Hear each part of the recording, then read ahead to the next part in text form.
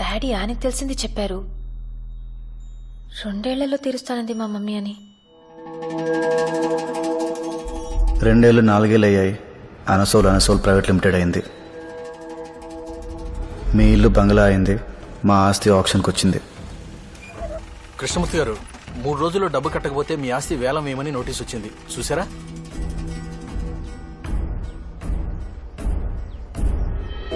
ఇంకో 2 నెలల్లో గాని వాళ్ళు బిల్స్ రిలీజ్ చేయరు. అప్పటిదాకా నేనేం చేయలేను. 2 నెలల తర్వాత నువ్వు ఇచ్చిన దానికి రెట్టింపిస్తానన్నయ్య. 100 ఏంటి, 200 ఎకరాలు కొను. ఇది ఉండదు కదమ్మా. అను, లోపలికెళ్ళు. సెంటిమెంటల్ గా మాట్లాడకన్నయ్య. అదే పొలం కావాలని పట్టింపేటి. ఎంఆర్ఓ వాళ్ళు కూర్చుని పెద్ద మనుషులందరి ముందు తోటిని పిలిచి డబ్బు కొట్టించి నా పేరు చెప్పి ఆస్తి వేలం వేయిస్తారు లక్ష్మి. నా పరువు పోతుంది. ఊర్లో తలెత్తుకుని తిరగలేను. పరువు అనేది ఒక ఇమాజినరీ కాన్సెప్ట్ అన్నయ్య. ఒక కనపడని సూట్ కేసు మోయడం లాంటిది. మళ్ళా అందులో ఏదో విలువైంది ఉందని అనుకోవడం ఇంకా అమాయకత్వం. అయినా సంవత్సరాల తరబడి గుర్తుపెట్టుకోవడానికి అదేమన్నా సినిమా పాట, వేల పాట? వాళ్లే మర్చిపోతారు. అప్పిచ్చేటప్పుడు మా నాన్న ఆస్తి తాకట్టు పెట్టించాడు. అదే అప్పు తీర్చమన్నప్పుడు ఆవిడ లాభాలు వచ్చేదాకా ఆగమంది. అది మా నాన్న తీసుకోలేకపోయాడు.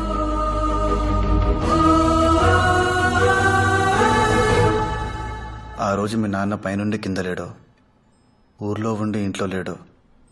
మా నాన్నకు అవసరమైనప్పుడు మాత్రం మీ నాన్న లేడు.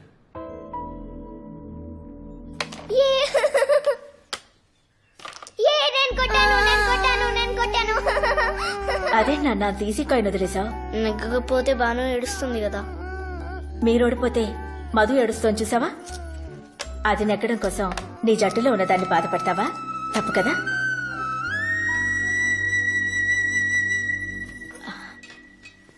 వదినతో మాట్లాడారా? ఏమండి?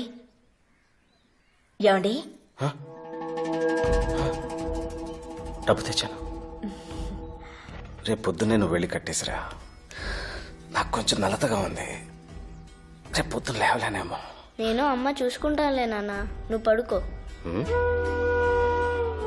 చూసుకుంటావా?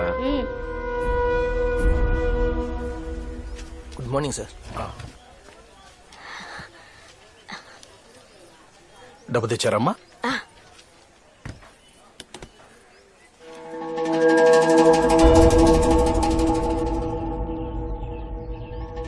నందు, మీ అమ్మ నిన్న సాయంత్రం చెప్పిన మాటలు చాలా కరెక్ట్ రా. అవతలి వాళ్ళు నెక్కడం కోసం నీతో ఉన్న వాళ్ళని ఓడించడం క్షమించలేని నేరం. నువ్వు ఆటలో చేసిన తప్పు నేను లైఫ్లో చేశాను. మహాలక్ష్మి నెక్కడం కోసం మిమ్మల్ని అందరినీ రోడ్డుకి లాగేశాను. నేను అవతలి వాళ్ళ గెలుపులో ఆనందం వెతుక్కోవాలనుకున్నాను. అది తప్పురా. నీకు ఆనందం కావాలంటే అది నీ గెలుపులోనే వెతుక్కో. తోటి డబ్బు కొట్టి నా పేరు నలుగురు ముందు చెప్పేలోపే నేను వెళ్ళిపోవాలి. అదొక్కటి నేను కోరుకునేది. ఇందు మూలంగా గ్రామ ప్రజలందరికీ తెలియజేయింది ఏమనగా, అడవుపూడి గ్రామ పంచాయతీ పరిధిలోని సర్వే నంబర్లు 271, 272, 273, 276 నుండి 290 వరకు గల సత్యవాడి కృష్ణమూర్తి గారి 100 ఎకరాల బాగానే ఆంధ్రా బ్యాంకు వారిచే జప్తు చేయడమైనదో.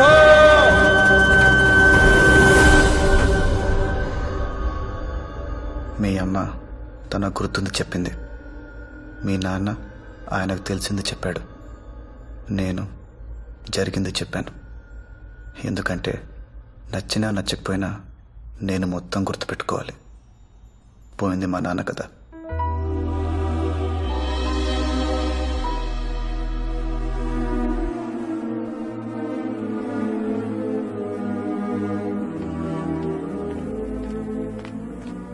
వర్షం పడేదాకా గొడుగు తెరిచి పట్టుకుని చినుకులు పడగానే మూసేసేవాణ్ణి ఏమంటారో తెలుసా? ఆనంద్ విహారీ.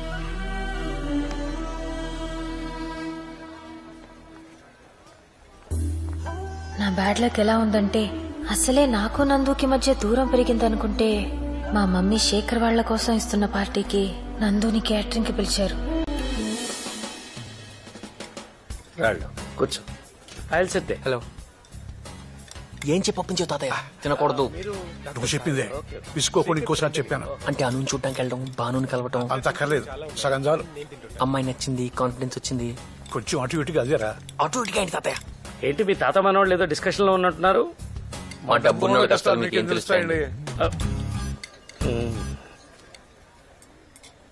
అక్కడ పెట్టు. అది కూడా కొంచెం వెయ్యి. నువ్వేనా వంటలు చేయించేది? లాజిస్టిక్స్ సూపర్వైజ్ చేస్తాను. పేరేదైతేనే పని అదేగా.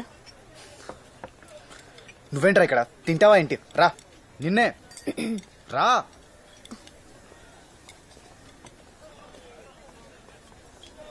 Excuse me.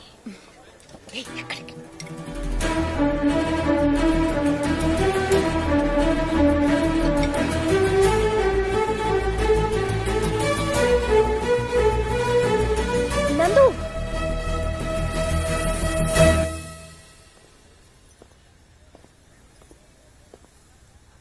పిలిచావా నన్ను?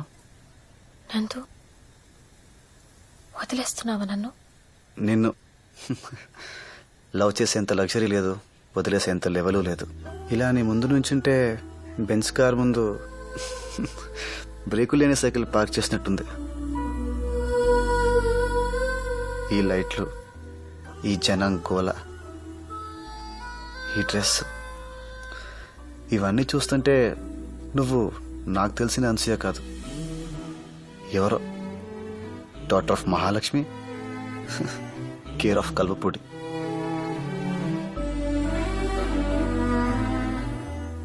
ఏంట్రా అయితే కళ్ళలో దుంపడకుండా నీళ్ళు వచ్చేస్తున్నాయి. అను అను రామ్మా, నీకోసం వెయిట్ చేస్తున్నారు. వంటలు చాలా బాగున్నాయట్రా. థ్యాంక్స్ మావయ్య. పెళ్లి కాంట్రాక్ట్ కూడా మాకే ఇప్పించు వీలైతే. నువ్వు చెప్పాలట్రా. నందుగారు బిర్యానీ అయిపోయిందండి, ఇంకా తినాల్సిన వాళ్ళు చాలా మంది ఉన్నారు. నేను వంటోడని ప్రతి 10 నిమిషాలకు వస్తే గుర్తు చేస్తారేంట్రా? నేనే మర్చిపోలేదు. పోనీ ఫ్రైడ్ రైస్ తో మేనేజ్ చేసేయమంటారా? ఉన్న దాంతోనే సర్దుకోవాలి. అయిపోయిన దాని గురించి అనుకోవడం దేనికి? నేను బిర్యానీ గురించే మాట్లాడాను.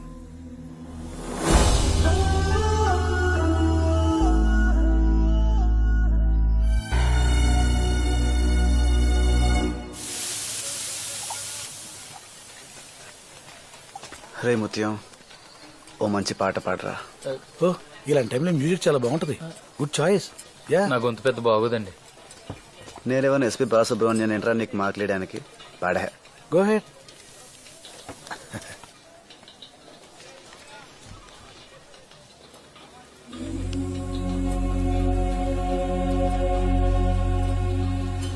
గుడి వీధి శ్యామలండి, నాలో ఫెయిల్యూర్. పాడరా ముత్యం, పాడు. గుండెల్లో ఉన్న ఒక ఫీలింగ్ గొంతులోంచి బయటికి రావాలి. మిగిలింది ఏమైనా ఉంటే కంట్లోంచి కారిపోవాలి. పాటను చెప్తాను, పాడు.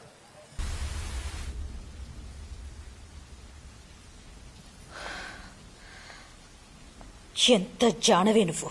నా ఇంట్లో ఉంటూ, నా తిండి తింటూ, నా కూతురు అదృష్టం తన్నుకుపోతావా? ఏం చేసింది మమ్మీ? నీ బతుక్కి శేఖర్ కావాలా? అది అమాయకురాలు మమ్మీ. అది కాదు, నువ్వు దాని ఇంట్లోకి తెచ్చిన రోజే చెప్పాను. విన్నావా నువ్వు? అసలు ఇది కనిపించకపోతే ఆ శేఖర్ గాడు ఏం చేస్తాడో చూస్తాను. గోపాల్, అర్థమైంది మేడం. ఈ పిల్లని తీసుకెళ్లి కింద గదిలో పెట్టి తాళం వేసేస్తాను.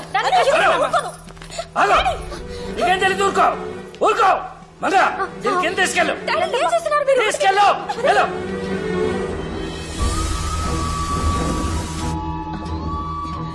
హలో బెనర్జీ గారు, నేను మహాలక్ష్మి మాట్లాడుతున్నాను.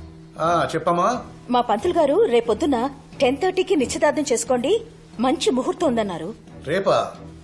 ఏమైనా ప్రాబ్లమా? పిల్ల నచ్చి పార్టీ కూడా వచ్చినప్పుడు ప్రాబ్లం ఏంటమ్మా? పెట్టేసుకోండి. భానుని శేఖర్కిచ్చి నీ అమ్మకి తెలిసినట్టు చంపేస్తుంది. నీకు దండం పెడతాను. రేపు నీ నిశ్చితార్థం అయ్యేదాకా నువ్వేం మాట్లాడుకో. తాతయ్య, నేను భాను లవ్ చేశాను. అదెవరు? మొన్న పార్టీలో అనసూయ పక్కనుందే, పింక్ డ్రెస్ వేసుకుని ఆ అమ్మాయి. రేపు పెళ్లికి పిలుద్దాంలే. మూసుకొని అను చేసుకో. డాడీ, శేఖర్కి భాను అంటే ఇష్టం. భాను కూడా అతనితో పెళ్ళైతే బాగుంటుంది. నిన్ను కలవపొడి పంపించకుండా ఉండాల్సిందే. వచ్చేటప్పుడు తీసుకెళ్లిన బ్యాగులు మాత్రమే తెస్తామనుకున్నాను. మొయ్యలేని బంధాలు కూడా తీసుకొచ్చావు. భాను పెళ్లి సంగతి వాళ్ళ అన్నయ్య చూసుకుంటాడు. నువ్వు నోరు మూసుకుని మీ అమ్మ చెప్పిన మాట విను. అంటే ఈసారి నన్ను సక్సెస్ఫుల్ గా సూసైడ్ చేసుకోమంటున్నారా?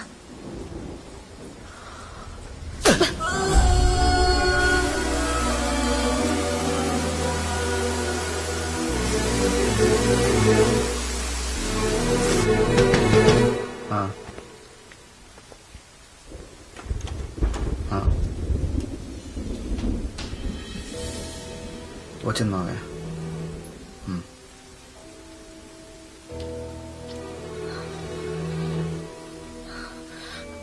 భానుని మా అమ్మ తెలుసు.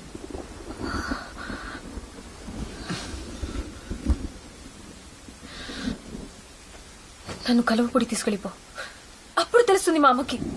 ముందు మీ ఇంటికి వెళ్దాం పద. ఆ నాగవల్లి ఏం మాట్లాడదు, ఇంతెంత కళ్ళు వేసుకుని చూస్తుంది. అయినా నీకు అన్నీ అర్థమైపోతాయి. నేను వాగుతూనే ఉంటాను, నా మనసులో ఏముందో తెలీదు.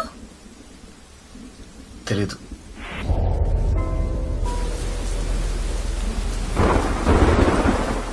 మాకు రావాల్సింది మాకిస్తేనే మా అమ్మ తలుపులేసింది. మీ అమ్మకు కావాల్సి నిన్ను తీసుకెళ్తే తలుపు తీస్తుందా? పద, ఇంటి దగ్గర దింపుతాను.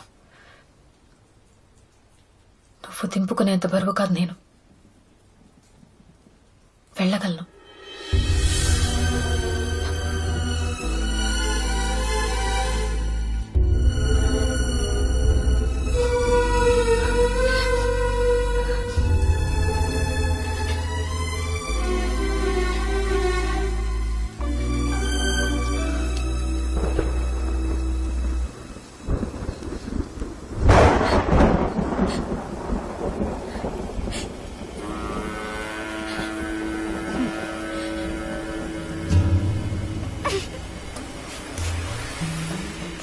అన్నాయ్, మన పాప ఏడుస్తుందంటే ఒక అర్థం ఉంది.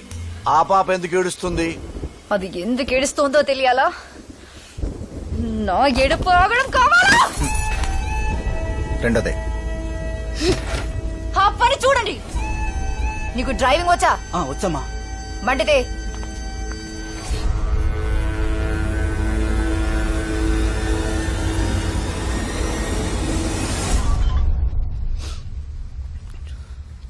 మామయ్య, నేను అను ఇంటికి వచ్చిందా?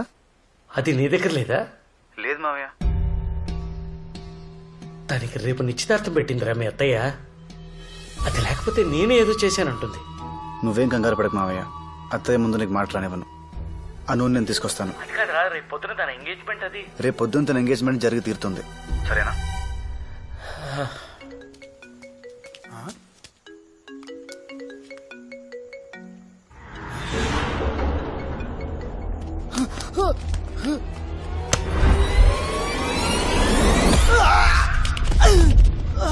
బాబు నాకేం తెలియదు, వదిలేండి. నాకేం తెలీదు.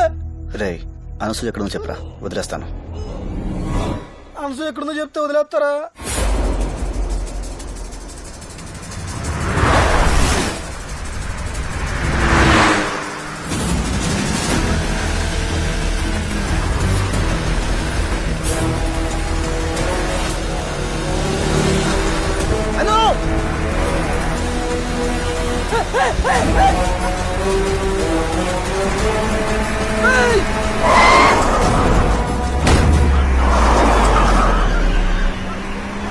అరే బ్రేక్ అయినా చచ్చిపోతాను, బ్రేక్ అయినా చచ్చిపోతాను.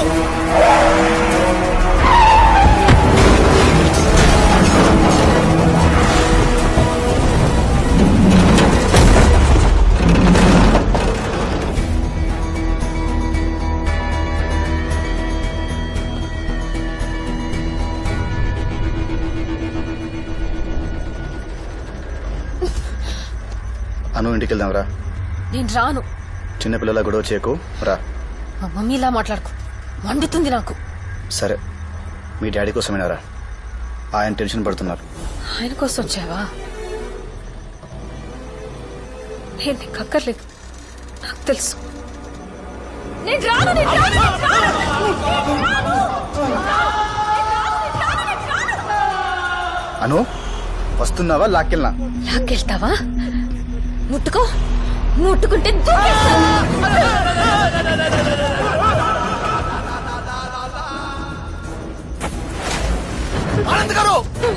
ఆనంద్ గారు ఎందుకండి అనసూయ గారిని రెచ్చగొడతారు? అసలే ఆవిడ పట్టుదల గల మనిషి అండి.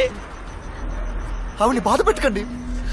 ఆడపిల్ల ఏడిస్తే ఎవరికి మంచిది కాదు. మరీ ముఖ్యంగా మా ఆరుగురికి. సరే, సారీ. నేను నిన్ను హర్ట్ చేస్తుంటే correct. I'm really sorry. Correct. దిగు. దిగాల కార్యమన్నా సెల్లార్లో ఉందనుకున్నావా? డోర్ తీసుకుని దిగడానికి ఏం మాట్లాడుతున్నావు రాజా నువ్వు? నేను చచ్చిపోతాను, అనసూయమ్మ గారు, మీరు అనుకున్నదే చేద్దాం. కానీ ఒకటి, మీరొక్కరే చనిపోవాలా, మనమంతా గ్రూప్ గా చనిపోవాలా అనేది కారు దిగి కింద కూర్చొని ప్రశాంతంగా నిదానంగా ఆలోచించి ఓ నిర్ణయానికి వద్దాం. అప్పుడు దాకా ఇలా ఉప్పాకండమ్మా నీకు దండం పెడతాను. రైట్. వస్తున్నావా లేదా? అన్నయ్య మనకి భయం లేదు. అన్నయ్య వచ్చాడా?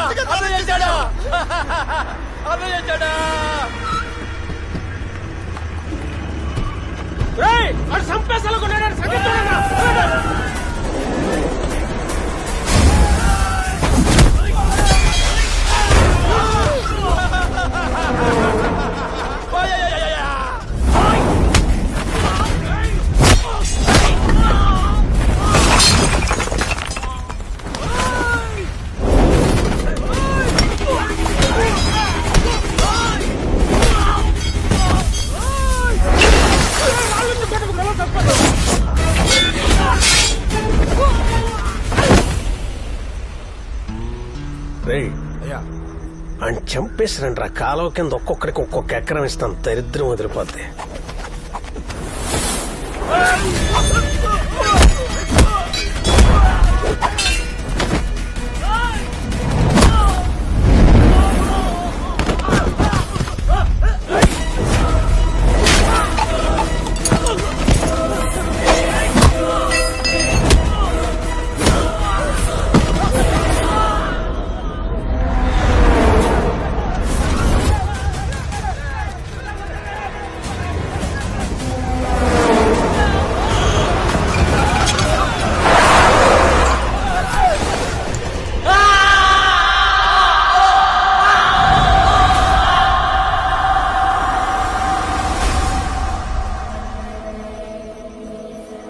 నారాయణ, ఎలా ఉందిరా? మంచి దొప్పిందా నీకు? కారులో మేము చచ్చిపోతుంటే ఆడి మీదే జనాలు పంపిస్తాయంటున్నాను. నువ్వు పోతే తలకొరి పెట్టాల్సింది నేనే. అయితే ఏంట్రా ఇప్పుడు? అడిగి సన్మానం చేయించమంటావా? ఇలా మాట్లాడతాడేంటి బాబాయ్? నన్నే మాట్లాడించగరా. సన్ రైజ్ ఎంజాయ్ చేస్తున్నాను.